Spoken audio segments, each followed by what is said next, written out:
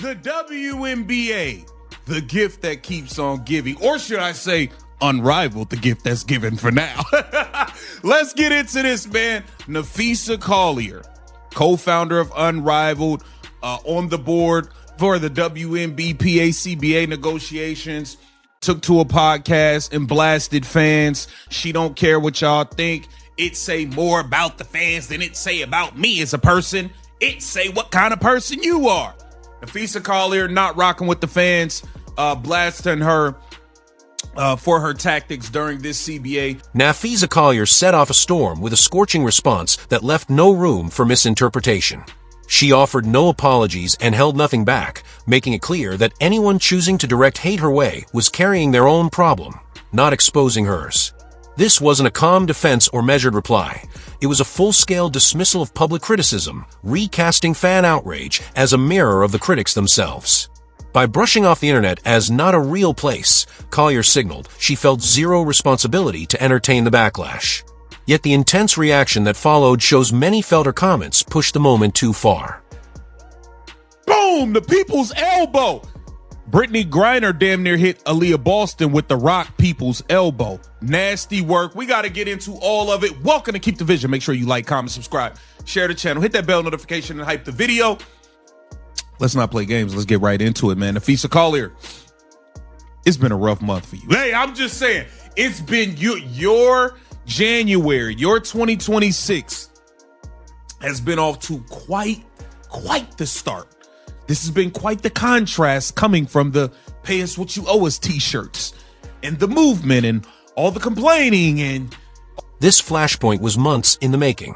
Tension has been steadily building as fans became more vocal about the WNBA's negotiation strategy, especially the aggressive, highly visible approach championed by figures like Collier, the co-founder of Unrivaled. What was designed to sway public opinion and rally support now looks like a miscalculation.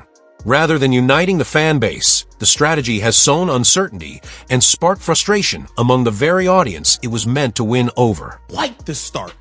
This has been quite the contrast coming from the pay us what you owe us t-shirts and the movement and all the complaining and all of those things. The tables have seemed to turn. Unrivaled started. You said you're showing the WNBA how to run a sustainable business.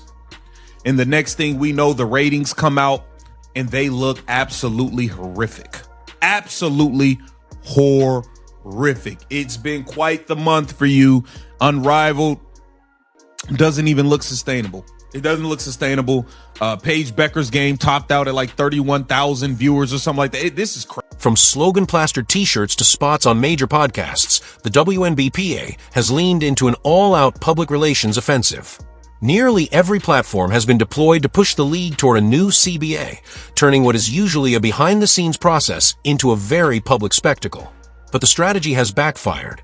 Instead of rallying fans, it has triggered claims of performative activism and emotional pressure tactics, leaving many supporters feeling exploited rather than aligned, and intensifying the backlash now spilling into open outrage.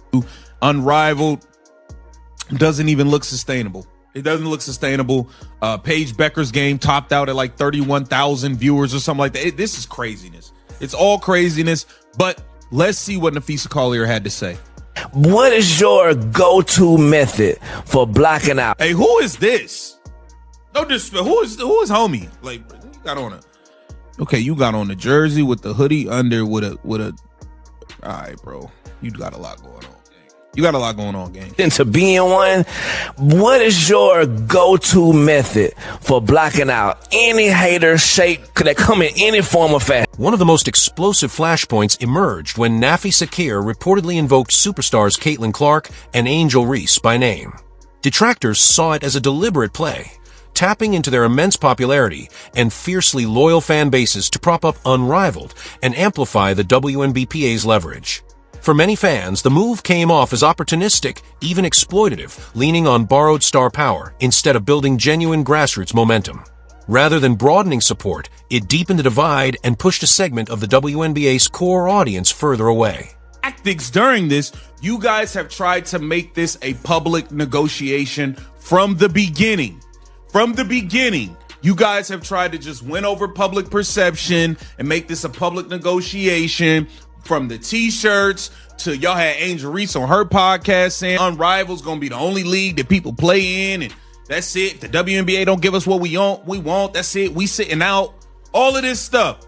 Y'all made this a public negotiation, so you can't get mad that the public has things to say about it now. You can't get mad about it. At the end of the day, you're also probably a little tight to... Another layer of tension comes from Kier's role as a co-founder of Unrivaled, a new league she once suggested could demonstrate what a truly sustainable basketball business should look like. It was a striking claim, made even more controversial by her simultaneous involvement in WNBPA negotiations. The optics were hard to ignore, helping launch a potential competitor while representing players within the existing league. That overlap quickly set off alarms, intensifying worries about split allegiances and potential conflicts of interest. Public has things to say about it now. You can't get mad about it. At the end of the day, you're also probably a little tight that people been calling you out for a conflict of interest, being that you are a co-founder of Unrivaled, but you're negotiating for WNBA players on a new CBA. And it seems that it may benefit your league if the WNBA folds. So, I mean, it's just we're not doing that. We're not doing that. We're not doing that again. I don't know what you know what I'm saying. It's not super often that spouses work together, and so the work and that vision of sustainability unraveled quickly once Unrivaled's early viewership data surfaced. Initial ratings were widely labeled a flop, with one matchup featuring Paige Buchers reportedly topping out at just 31,000 viewers. The numbers landed like a cold splash of reality, sharply undermining Kier's bold claims and casting serious doubt over Unrivaled's long-term prospects. At the same time, they sparked wider scrutiny of her leadership, decision-making, and overall strategic credibility. In the damn CBA that they sent, they're not responding to the last offer y'all sent because it's not a good deal in their eyes. So figure it out. We got Brittney Crash Out Griner. Man, what she did to Aaliyah Boston was absolutely disgusting. That looked like a WWE move, and it's ridiculous, man. It's ridiculous. Let's give it a listen. Flagrant foul. I don't think so. Wrong place, wrong time with a hand. What do you think? You're Come on, look at this. contemplating here. You don't? Okay, the ball is out of reach, Brittney. The ball is all the way. What are you doing? What are you doing? What are you doing? Come on, stop playing games, man. Critics keep circling back to one central concern, an unmistakable conflict of interest. Napheesa Collier is both a co-founder of Unrivaled and a board member involved in negotiating a new CBA for WNBA players. Occupying both positions creates built-in tension, where choices made in one role could directly impact the fortunes of the other. That dual responsibility has intensified doubts about where her true priorities rest, and whether personal business stakes are influencing the direction of the negotiations.